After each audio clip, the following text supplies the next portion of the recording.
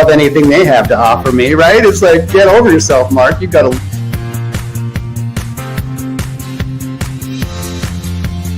I believe if we could be indivisible, we would be indestructible. And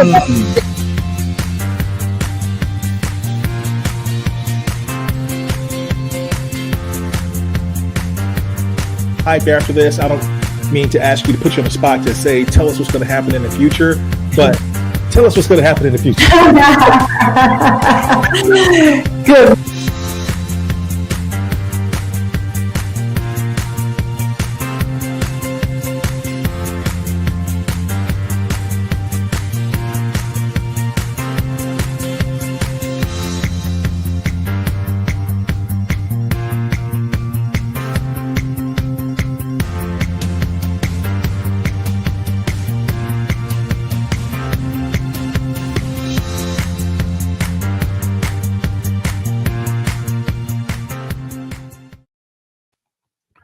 Hello, everyone. Welcome to the first episode of Keep Leading Live for 2025.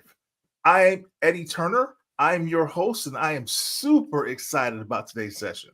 The Keep Leading Live podcast or live session is dedicated to leadership development and insights. And I give keynote speeches, executive coaching, and facilitate learning and leadership events all around this idea of the need for us to keep leading continuously. For today's session, I'm excited to have the guest that I have to kick the year off. Before I do that, I want to welcome all of you who have tuned in from LinkedIn, Facebook, and YouTube. Sometimes those platforms pass over your information, and I am happy to share that if you want to be a part of the conversation. It doesn't always do that. So if I miss you, it's not intentionally. Drop a note in the comment section to let us know you're here and where you're tuning in from. Ask any question that you want to ask of my guests, and we will make sure we honor you for having joined us and share that out. As we start 2025, many of us have set goals that we want to achieve. For those of us in business, those goals might best be achieved by deepening our understanding of sales excellence. To help you understand sales excellence today, my guest is Roderick Jefferson. Roderick Jefferson is an internationally recognized speaker who has delivered dynamic presentations at various events for companies like the Association for Talent Development, ATD, Cisco, LinkedIn, Oracle, Salesforce, SAP, and Zoom.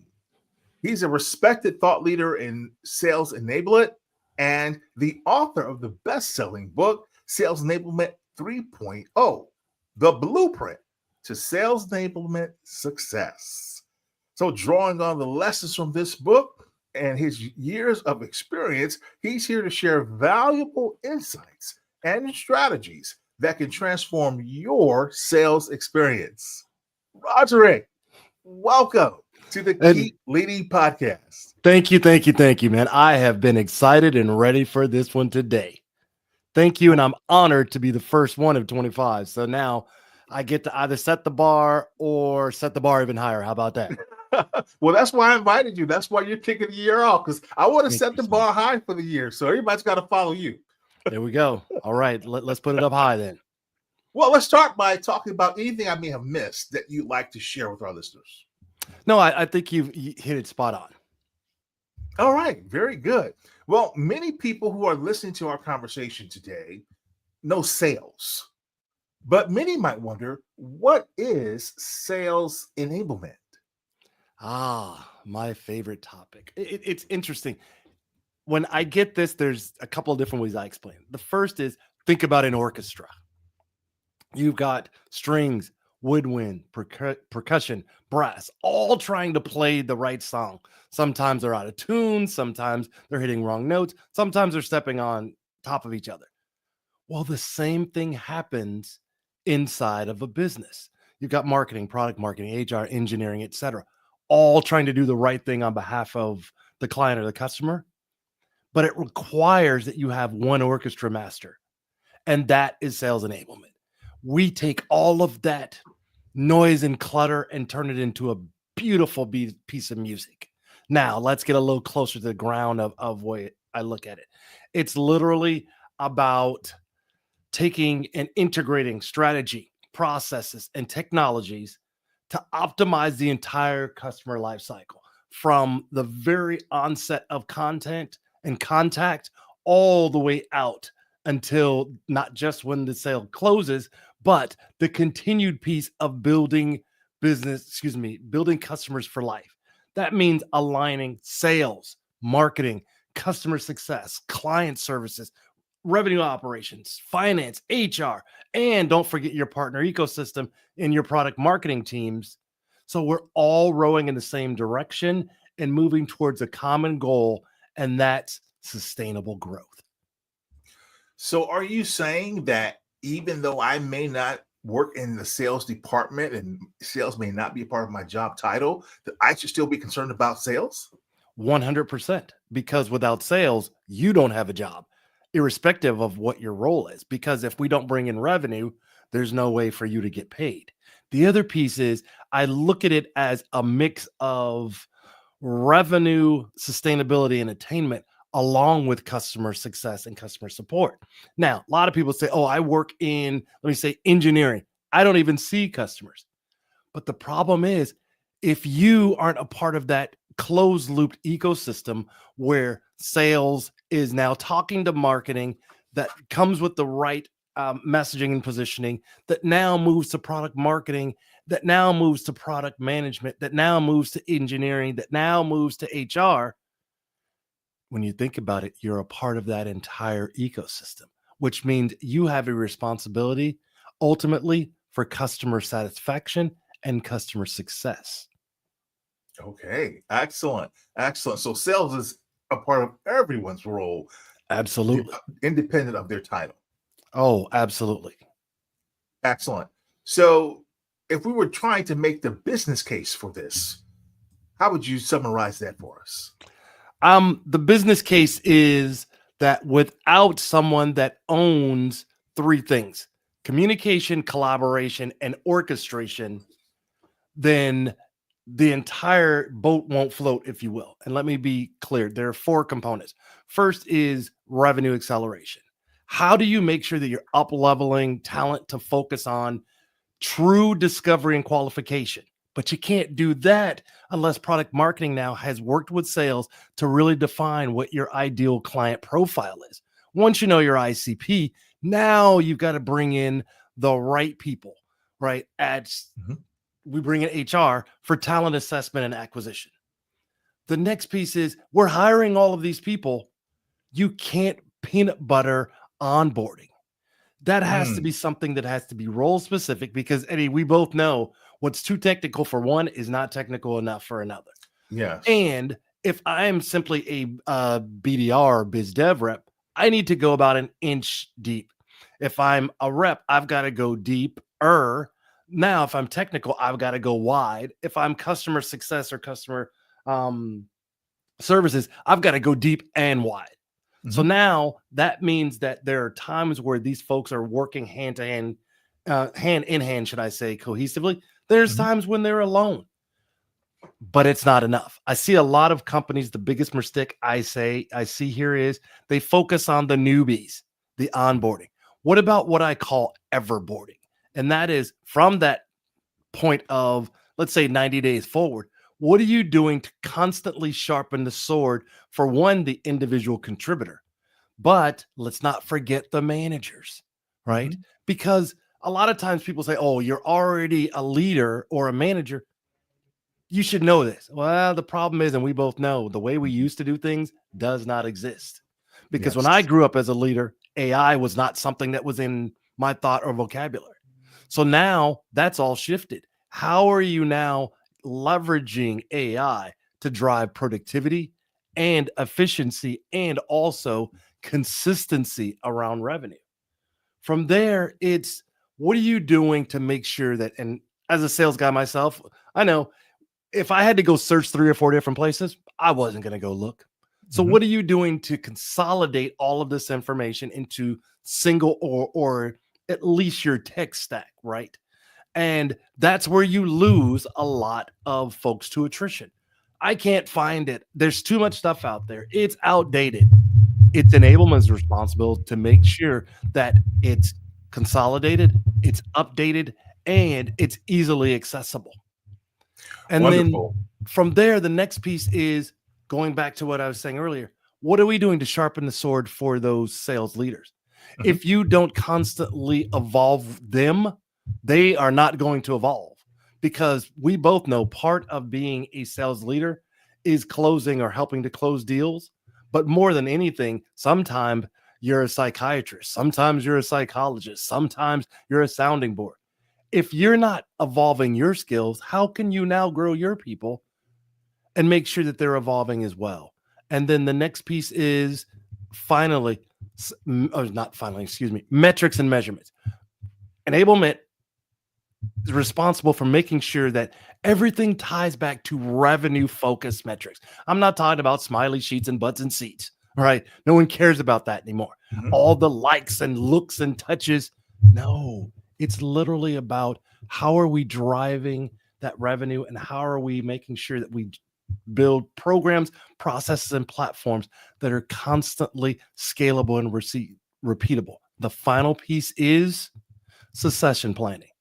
Our job in enablement is to make sure that we're creating more leaders and less managers. All right. That's Very not a nice. business case for you. I don't know what to tell you. Well, you made a couple of nice points there. And what I want to underscore is the shift from onboarding to everboarding. Yes. That's a very nice way of putting it. I've not heard it put that way. So Thank you, sir. that'll be something really that I wanted to underscore there for my friends in HR. The other point you mentioned was don't peanut butter it. Now, that's a phrase I have not heard. Can you explain that for those of us who this is the first time hearing that? Absolutely. Earlier in my career, when I was focused on just training as opposed to enablement, and I personally believe you train animals, you enable people. Our job as enablement is to prepare them for scenarios before they step into those scenarios. And that's where the peanut butter piece comes in. Before, we used to just say, from the end-to-end buyer journey, whatever your role is, here's what you need to know. You need to know the ideal client profile. You need to know how to handle discovery and qualification. You need to understand how to handle objections. You understand how to have crucial conversations. While that's true, the conversations are different at each one of those stages of the sales process, and also very different for each of those roles. So now I'm talking to a BDR. I'm talking about truly how do you focus on discovery and qualification and making sure that you're talking to the right people at the right level, at the right time with the right content. As I move forward, it becomes far more and more complex. So I need to say, if you're as sales engineer, you can no longer just be the technical person in the room. You need to understand how to have conversations versus giving presentations and demos. You also need to understand when and why you have a demo and why you don't need to. On the back end with customer success, it used to be a time where they were responsible for renewals, period, full stop. Oh, no longer. Now they're responsible for cross-sell, upsell, and renewals, which means they need a level of sales skills, or excuse me, selling skills, not sales, but selling skills that they never needed before. So now it's understanding.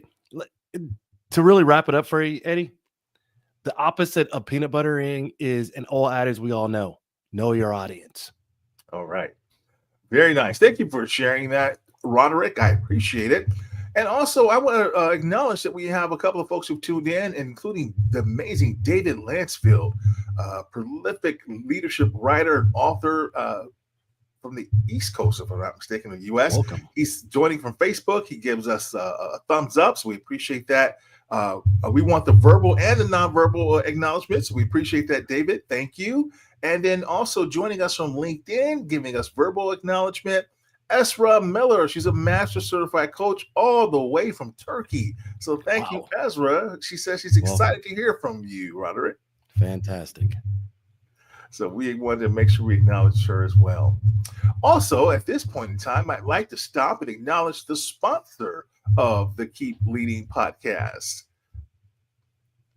If a single company's indecision can cost an organization $10,000 to $1 million, imagine the potential financial impact when more individuals are added to this equation. It can spiral out of control very quickly. Decision X is a bespoke, on-demand service designed to help your leaders overcome indecision and move forward with their work. Visit Papillon MDC and discover how you can help your team get unstuck, shift perspectives, and advance today. And that website is on the screen as papillonmdc.ca. So I'm grateful to them for being a sponsor of the Keep Leading podcast. All right, Roderick, I'm going to return it back to just you and I. And you have documented a lot of what you've said in your incredible book that went on to become a bestseller on Amazon. So tell us what made you write the book.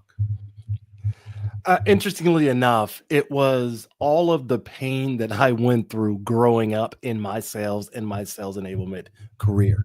I wanted to give, literally, as I called it, a blueprint for sales, for marketing, for product marketing, etc., on what I've seen work and also what doesn't work. This is not a book of rah-rah, oh, this is wonderful, and I've done all these great things. No, I tell stories that are good, bad, and ugly in there, because I believe that the only way we can actually grow is to talk about it from every angle. The goal of it is really about how do you do those three things I said earlier: communicate, collaborate, and orchestrate across all of the lines of business to make sure that we're building customers for life. Excellent. Well, based on that knowledge that you share in the book, can you tell leaders today how they can navigate the competitive landscape with confidence and expertise? Yeah, thank you for that. There are a couple of things. It starts with making sure that you're listening more than you're talking, to be quite honest. And I start every one of my one-on-ones with the same three-part question. Do you want me to listen? Do you want me to coach? Or do you want me to fix? And there's a reason for that, Eddie, and that is twofold. One, it lets the other person know that this is all about them. And the other is, we are natural fixers as leaders. Most of the time, fix is not what we need. Sometimes it's, I want to be able to just share this and get it out of my head and see if it sounds crazy. Sometimes it's, I need some help because you've done this before. The other is, and the final is the fix, right? But more importantly, what you're also doing is positive reinforcement and modeling to your team what they should be doing with their clients. Indeed. And that works not just in business, but any of us who have spouses have no doubt heard, hey, listen, I don't want you to fix it. Absolutely. Absolutely. I just want to be able to talk and get this out of my head. Absolutely. I may have heard that last night, allegedly. I think I did too. Maybe that's why it's still ringing in my head. Right. And so going back to that competitive landscape, one, it comes down to knowing your competitors better than they know, is what we used to say at one time. I don't know that that's feasible, but I will say this: you have to go about it differently. It's leveraging things like AI tools to go deeper and wider, and also working stronger, not just harder, right? And what I mean by that is, we used to just go at the 10Q, 10K. We go look at what's going on with the acquisition landscape. Take a different approach and ask questions about what they're seeing, but be prepared now. And it's not just about questions. You've got to have questions and answers. When it comes to the competitive landscape, do your homework as deep as though it were for a test that you have to pass, because frankly, that may be the only shot you give. It's not enough just to know what they do, what they sell, why. More importantly, you want to talk to them about why they should focus and partner with you and your company. as opposed to why you shouldn't buy the other. It's not about them at all, right? Mhm. But the number one thing I've seen that salespeople leave out is a simple question, Eddie, that if they ask that question, it would change the entire landscape of a conversation. It's as simple as Okay. this. So, Mr. and Mrs. Customer, I understand what's going on from a company-wide perspective. I've read and listened and I've prepared. I have a question for you. What can I do for you specifically in this situation? By partnering with my company, get you out of the doghouse, put your name up in lights, get you a promotion. It sounds simple enough to say, let's talk about you as opposed to the broad piece. But if you don't ask that question, you're only getting 50% of why this person would buy. We always talk about, oh, we want to make sure that we develop an internal champion. You know how to do that? Ask them that single question, and they will open and flourish like a flower. What can I do to help you specifically? That's the power question. Absolutely. Thank you for sharing that. That will benefit Indeed. our listeners indeed. Well, you're known for saying hope is not a strategy. Absolutely. Tell us what makes that so important to you. First of all, I want to say I love and I firmly believe in hope. But hope alone, without words, without an execution plan, without moving forward and actually executing, is useless. You know, I talk to mentors, to younger folks a lot, and I hear the same things. Oh, I hope that I get into the right college, the right college. I hope that I get the right professors. I hope that I can get the classes that I need to graduate on time. I hope that I get into the right company. I hope that I get a great leader or manager. Like, that's great, but at what point do you take responsibility and accountability and go and make this happen? Where's your input on this? Because if you just sit back and hope, that means you're just a leaf that's floating around. When you put some wood behind the arrow, now it becomes an execution plan, a business plan. It becomes a program, a process, a platform. Without those things, it's just hope. All right.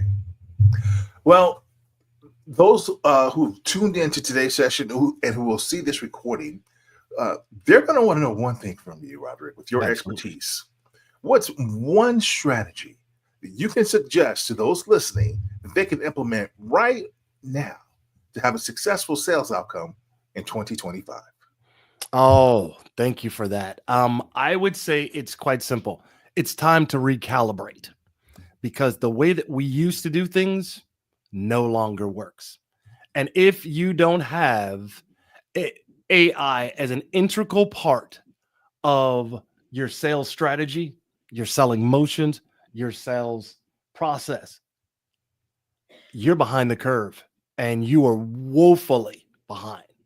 What I would say is find 6 ways to leverage AI to increase efficiency and productivity. And I'll give them at a high level really quickly. First is on the 8D marketing side, using AI to streamline lead scoring. That means prioritizing leads based on their likelihood to convert, but also allowing them to focus their efforts there, being salespeople's efforts, on the most promising opportunities. The next thing would be automating those mundane tasks that we have, whether it be email, outbound, etc. Right? That means taking all those things like data entry, appointment scheduling, follow-up emails, and then freeing up your sellers to really focus more on those high-value activities, like, I don't know, building relationships with prospects, as we were just talking about, and closing deals. The next is leveraging AI for real-time analytics. That means allowing and teaching your sales folks to use real life analytics and insights into their sales activities, which then again will help them identify the areas that are strengths and also soft spots, or even worse, weaknesses. The next, as we talked about already, Eddie, and that is utilizing AI for personalized coaching. No more peanut buttering. That means providing personalized, I'm going to say it again, personalized coaching to sales folks based on their individual strengths and weaknesses, not the way that we used to do it. And then that allows them to analyze their activities, like their emails and their calls and their meetings. And so when you have those conversations and one-on-ones and team meetings, it's a different level of depth in the conversation. The next is leveraging AI to make sure that you have a more efficient sales process.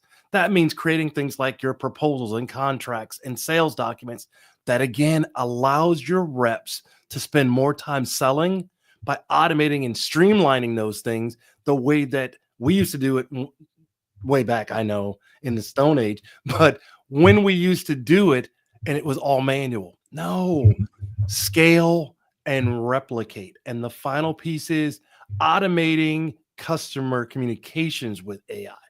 And that means chat bots, virtual assistants, all those things that can handle the basic routine customer inquiries that will now free up your customer success managers on the back end to focus more on those complex and strategic tasks versus the tactical pieces. All right. Well, you gave us a lot to work with there to implement. Thank you. And what's the main message you would want to leave our listeners with for today? Stop selling, start helping by having conversations, not giving presentations.